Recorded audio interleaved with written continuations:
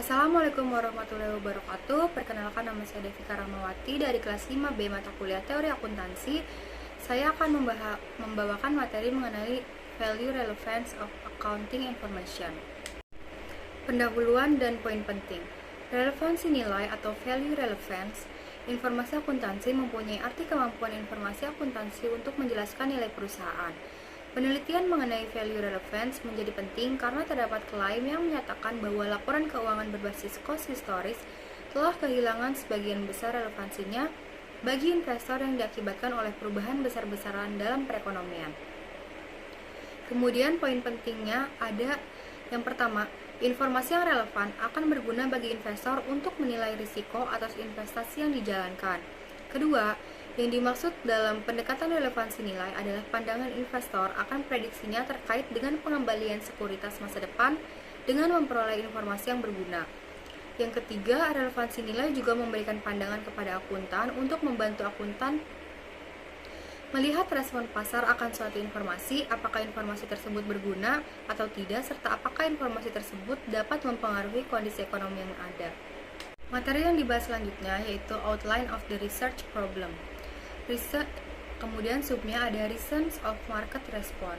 Mengapa kita memprediksi bahwa harga pasar saham suatu perusahaan akan merespon informasi laporan keuangan perusahaan tersebut? Alasannya adalah, yang pertama, investor telah memiliki keyakinan awal mengenai performance suatu perusahaan terkait dengan dividen, arus kas dan atau laba yang mempengaruhi ekspektasi return dan risiko saham perusahaan. Nah, pada saat perusahaan mengeluarkan informasi tentang laba bersih tahunan, investor tertentu akan memutuskan untuk menggali informasi lebih dalam dengan menghitung angka-angka laba tersebut. Contohnya, bila laba bersih tinggi atau lebih tinggi dari harapan investor, maka hal ini adalah informasi yang bagus. Demikian pun sebaliknya. Kemudian yang kedua, investor yang merubah keyakinan awalnya mengenai prediksi performance suatu saham akan meningkatkan pembelian saham perusahaan pada harga pasar sekarang.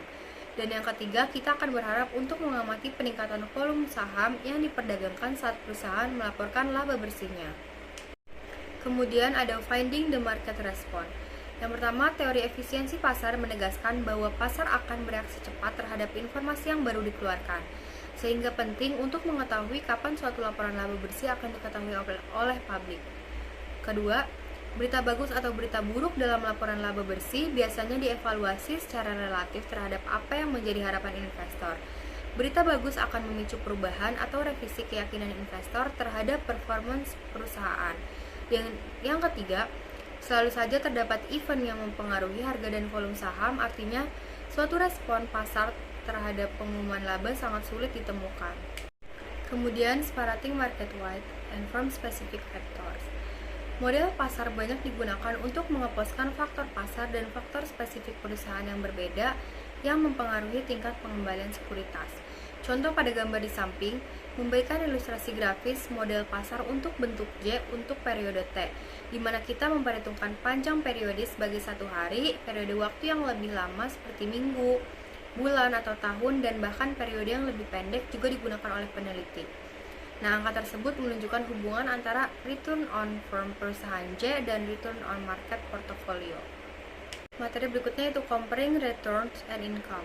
Peneliti empiris sekarang dapat membandingkan keuntungan saham menyimpang pada hari O seperti dihitung di atas dengan komponen tak terduga dari net income terlapor terbaru dari perusahaan. Jika pendapatan net tak terduga ini adalah berita baik, yaitu pendapatan net tak terduga yang positif, kemudian diberikan efisiensi pasar sekuritas, keuntungan menyimpang positif merupakan bukti bahwa investor rata-rata bereaksi bermacam-macam terhadap berita baik tak terduga pada pendapatan. Garis yang sama dari alasan terlaksana jika pengumuman pendapatan terbaru adalah berita buruk. Kemudian materi selanjutnya adalah The Boll and Brown Study. Submateri yang pertama yaitu Methodology and Findings. Pada tahun 1968, Boll and Brown menjadi orang pertama yang menemukan bukti ilmiah bahwa return saham perusahaan merespon isi informasi dalam laporan keuangan perusahaan. Tipe penelitian ini disebut event study karena penelitian ini mempelajari reaksi pasar saham atas suatu event khusus. Dalam penelitian itu, kasusnya adalah pengumuman laba bersih tahunan suatu perusahaan. Nah, salah satu hasil terpenting dari penelitian Boll and Brown adalah bahwa penelitian itu telah membuka pembahasan isu-isu kebermanfaatan informasi. Adapun tugas dari Boll and Brown adalah yang pertama, mengukur isi informasi pendapatan, yaitu apakah pendapatan terlapor lebih besar daripada apa yang diharapkan pasar atau GN atau kurang dari yang diharapkan atau BN. Kemudian kedua, mengevaluasi return pasar saham perusahaan sampel di dekat waktu pengumuman pendapatan masing-masing. Kemudian, causation versus association. Evaluasi pengembalian sekuritas melalui wide window membuka mereka ke sejumlah peristiwa lain yang mempengaruhi harga saham. Misalnya, sebuah perusahaan mungkin telah menemukan cadangan minyak dan gas baru, terlibat dalam proyek lead bank yang menjanjikan atau meningkatkan penjualan dan pangsa pasar. Seiring pasar mempelajari informasi ini dari sumber yang lebih tepat waktu, seperti artikel media, pengumuman perusahaan, kondisi ekonomi dan industri, laporan triwulan, dan pembelian orang dalam dan penjualan, serta harga saham akan mulai meningkat. Nah, hal ini mencerminkan sifat harga sekuritas yang sebagian informatif karena dalam harga keamanan pasar yang efisien mencerminkan semua informasi yang ada, tidak hanya informasi akuntansi. Jadi perusahaan yang benar-benar berjalan dengan baik seharusnya memiliki banyak efek pada harga saham yang diantisipasi oleh pasar sebelum GN muncul dalam laporan keuangan. Outcomes of the Boll and Brown Study. Salah satu hasil terpenting Boll and Brown adalah membuka sejumlah besar additional usefulness issues. Langkah selanjutnya yang logis adalah bertanya apakah besarnya pendapatan terduga terkait dengan besarnya respon pasar sekuritas, mengingat analisis Boll and Brown hanya didasarkan pada tanda pendapatan tak terduga. Artinya, informasi pendapatan dari penelitian Boll and Brown hanya dikelompokkan ke dalam GN atau BN di mana ukurannya cukup besar. Kemudian materi selanjutnya yaitu Earning Response Coefficient. Mengapa pasar saham akan memberi respon lebih kuat terhadap berita baik atau berita buruk atas laba untuk satu perusahaan dan tidak untuk perusahaan lain? Bila jawaban dari pertanyaan ini dapat dijawab, maka para akuntan akan dapat meningkatkan pemahaman mereka tentang bagaimana informasi akuntansi bermanfaat bagi investor. Nah, konsekuensinya satu arahan yang paling penting adalah penelitian empiris akuntansi keuangan yang mengikuti Brown and Boll telah mengidentifikasi dan menjelaskan berbagai macam respon pasar yang berbeda terhadap informasi laba. Hal ini disebut penelitian Earning Response Coefficient atau ERC. Nah, ERC ini mengukur peningkatan abnormal return saham dalam merespon komponen yang tidak diharapkan dalam pengumuman laba perusahaan yang mengeluarkan saham. Ada berbagai macam respon pasar yang berbeda disebabkan oleh beberapa hal berikut. Yang pertama ada beta, kedua kualitas earning, yang ketiga pertumbuhan kesempatan, keempat kesamaan dalam harapan investor, dan yang kelima nilai informasi dari harga saham. Mengapa para akuntan seharusnya memperhatikan respon pasar terhadap informasi akuntansi keuangan adalah karena pemahaman yang berkembang mengenai respon pasar mengarahkan bahwa respon pasar dapat lebih meningkatkan kegunaan pengambilan keputusan atas laporan keuangan. Kemudian, ada implikasi of ERC research. Mengapa akuntan tertarik dengan respon pasar terhadap informasi akuntansi keuangan?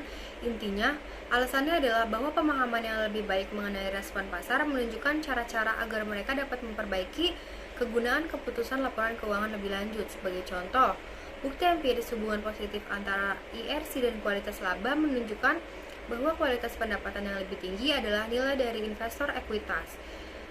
Materi selanjutnya yaitu implikasi of ERC research. Seperti yang disebutkan sebelumnya, para peneliti harus memperoleh proksi untuk pendapatan yang diharapkan, mengingat pasar efisien akan bereaksi hanya pada porsi dari pengumuman pendapatan yang tidak diharapkan. Jika sebuah proksi yang layak atau pantas tidak diperoleh, peneliti bisa gagal dalam mengidentifikasi reaksi pasar ketika muncul, atau bisa menyimpulkan dengan salah bahwa reaksi pasar adalah ketika itu tidak ada. Nah, sehingga pemerolehan perakiraan yang layak dari harapan penghasilan adalah komponen penting dari nilai relevansi penelitian. Selanjutnya adalah kesimpulan.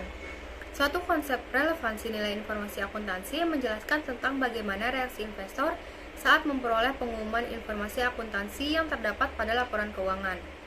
Respon dari investor akan membuktikan bahwa kandungan informasi akuntansi merupakan isu yang sangat penting dalam proses pertimbangan pengambilan keputusan investasi. Sekian materi yang bisa saya sampaikan, kurang lebihnya mohon maaf. Wassalamualaikum warahmatullahi wabarakatuh.